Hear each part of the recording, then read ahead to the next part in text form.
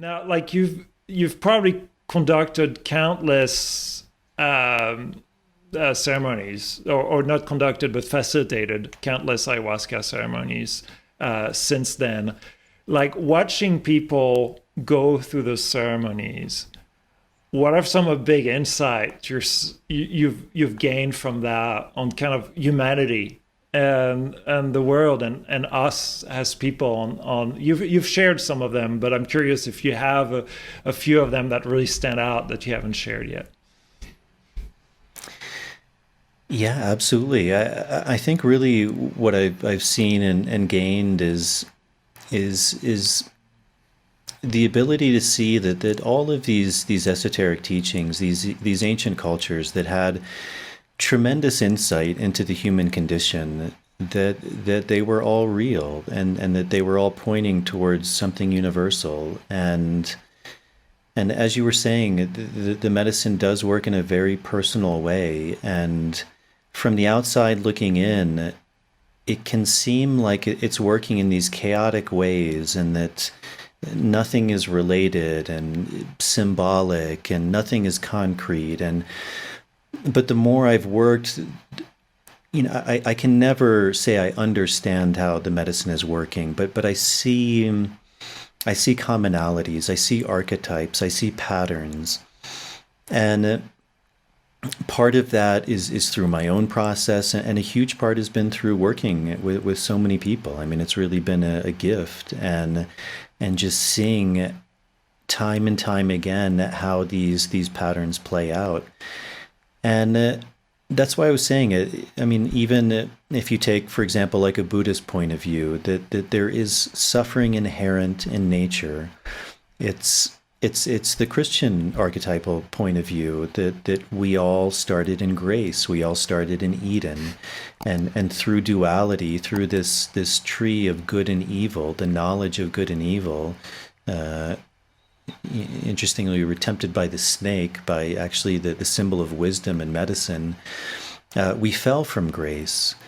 And that's where also I think a lot of these religions, Mm. so much has been lost because there's a real power in symbology and tradition and gnosis, experiencing something. And when we don't experience that, like anything in life, we can get lost in the world of form, in the world of ideas, of beliefs.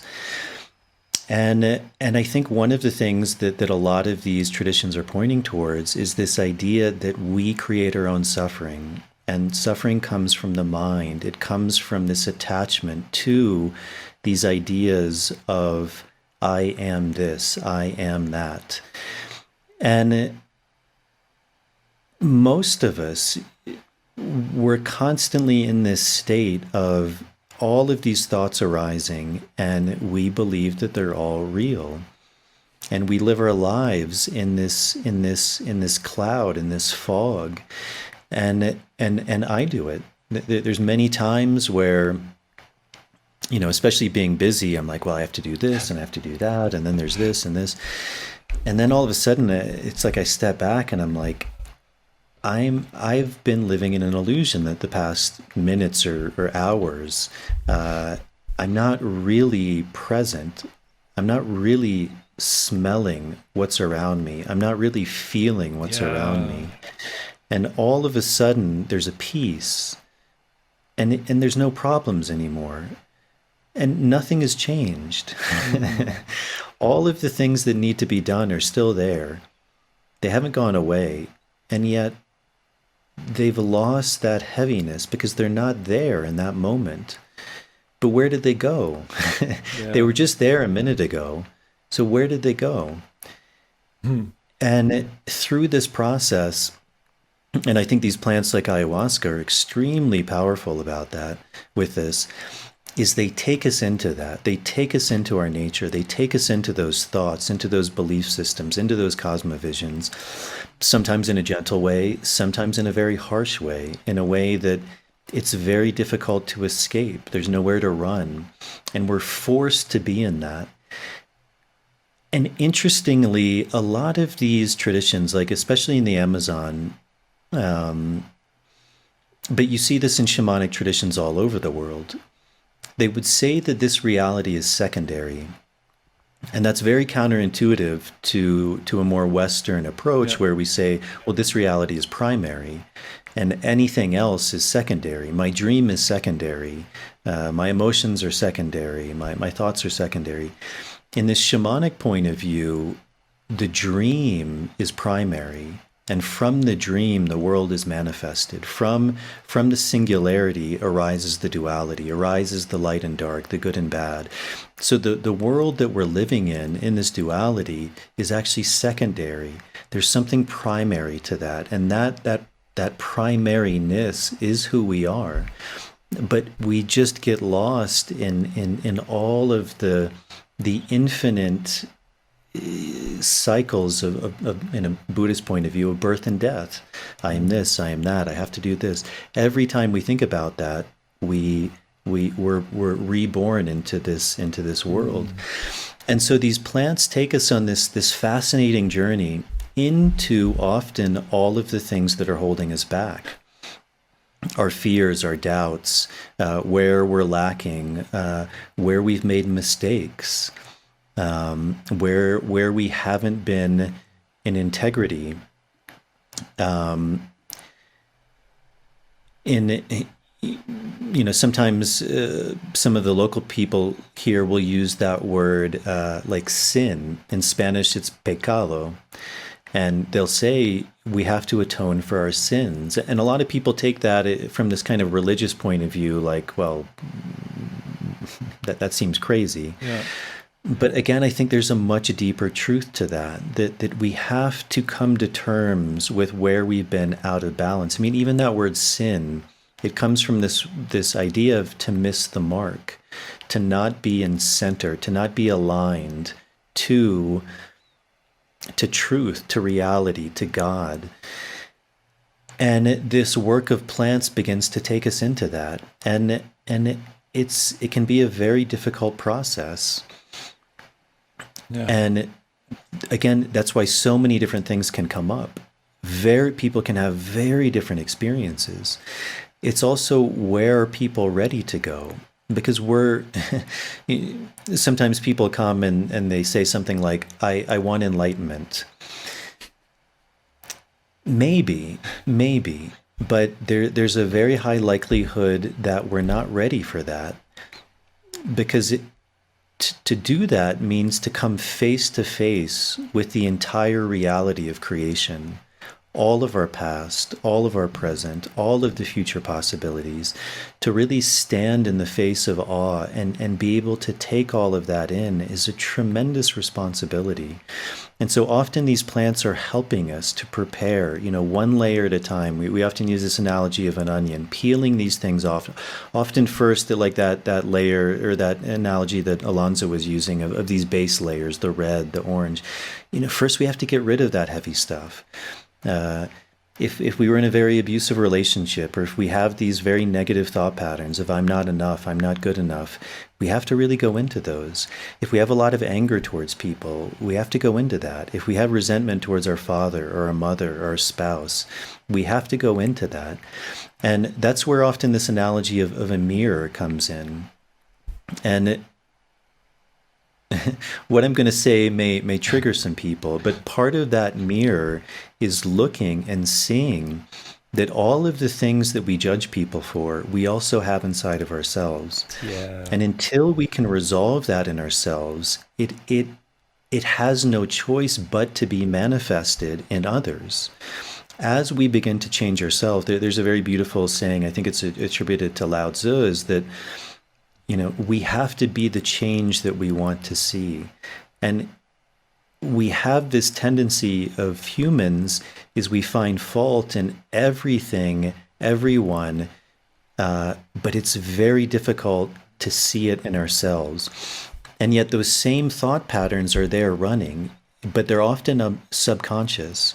And so to really become aware of that, to see where also I've done those things,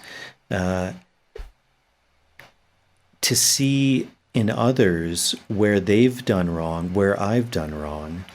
And that's where also a lot of these traditions, I think, are pointing to this commonality of this oneness, that I am you. In the world of manifestation, we're not. We're separate. We have to be separate. That's the only way we can interact with someone, that we can experience something, is there has to be something outside of ourselves. But in that way of doing that work, we're constantly forced to come back inside. And that's the archetypal hero's journey. And it's very difficult. Few people really want to go into that. It's much easier, and I fall into these patterns. It's like, I don't want to go into something, so I'm going to have some chocolate ice cream, or I'm going to watch something on Netflix because I don't want to deal with something. Yeah. That's kind of that path of the warrior, is to be ready to go into those things. And these plants give us an amazing opportunity to do that. It's this ancient technology, and it's often called a science by people who work with these, and that may sound very strange. Like, how is this a science? But it's very much a science of the human being. What does it mean to be a human being? What does it mean to walk this earth? What does it mean to be alive? What does it mean to feel? What does it mean to have fear? What does it mean to love? And to fully go into those things. And I think at the root, you asked what is something I found, and since the beginning, for me, what I really see at the root of all of our suffering is fear. Yeah.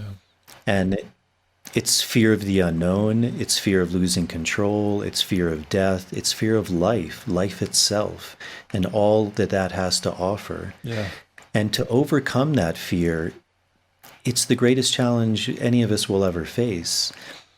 And from that, all of these, what we may call negative emotions or patterns arise: the anger, the frustration, the lust, the jealousy, the envy. If you look at it from a Christian point of view, the seven deadly sins, those all come from that primordial split. And to truly be able to wash away all of those layers it's a tremendous feat. It's a tremendous feat to say, I'm not this, I'm not Yeah. this, I'm not this. Who am I at my essence? But the more we go into that, I think the more we're able to see that universally. There's a beautiful quote by a samurai, Musashi, and he says, when you understand the way in one thing, you understand it broadly. And I think it's very similar for us as human beings. As we begin to more deeply understand ourselves, we begin to see that in all things. That's also that analogy of as above, so below. And so that's the path. That's what these medicines are doing. And for some people, it can be a spontaneous thing, although that's quite rare. For the vast majority of the people, it's a process, it's a science, it's an art. And it's coming and working with these things. And always, it's helping us to evolve. It's helping us to become more whole. That's what healing means. That's what integration means. Integrity. It means to be whole. And I think these plants are trying to bring us back to wholeness. A small caveat with that is that I think it is vital that people work in a set and setting that's conducive to that. Because these plants are extremely powerful.